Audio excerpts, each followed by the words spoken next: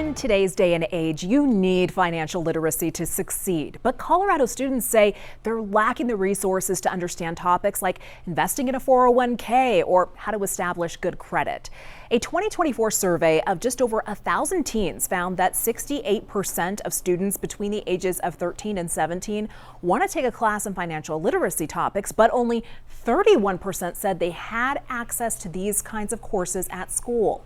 So when I got an email from a spokesperson for the Denver Housing Authority about a one-of-a-kind financial literacy class seeing incredible results, I wanted to know more and met with DHA leaders and program graduates.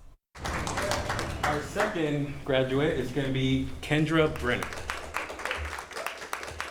The certificate Kendra Brenner and 4 other graduates just earned will pay dividends for years to come.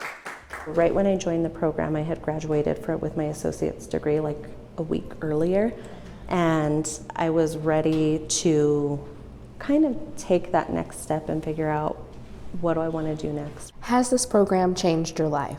Absolutely. That program is the Denver Housing Authority's Family Self-Sufficiency Program. Annie Hancock, DHA's Director of Resident and Community Connections, says it's funded through the U.S. Department of Housing and Urban Development and is employment-based. We work with residents in helping them secure employment. When they enter into the program, they sign a contract, and at that contract signing, their rent is sort of set. So they may be earning, they may not have income, and they may be paying between $50 and $100 a month in rent. When participants find a job, rent goes up to about 30% of their income. And so that difference between their new rent and that contract rent is actually moved into an escrow account. And when they graduate, they receive that check.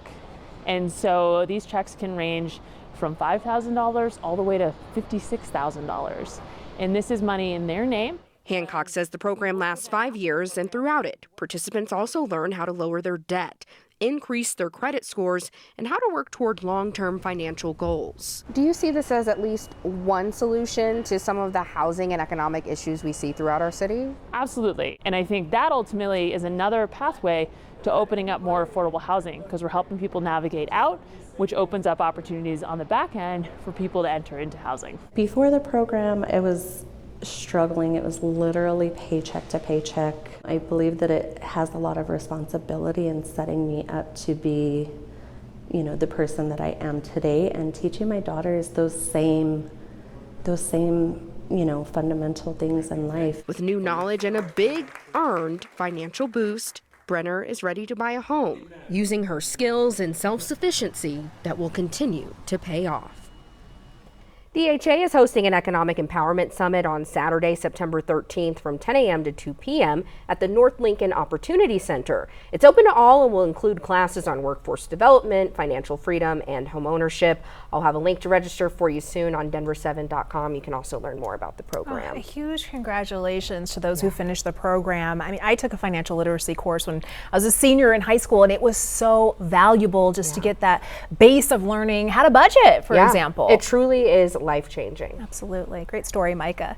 Well, digging deeper into the financial literacy push, a new state mandate was signed into law in May requiring Colorado high schoolers to take a personal finance course before graduating. It applies to students graduating after the 2027-2028 school year.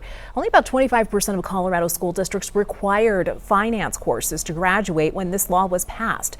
Denver Public Schools made it a district requirement a few years ago.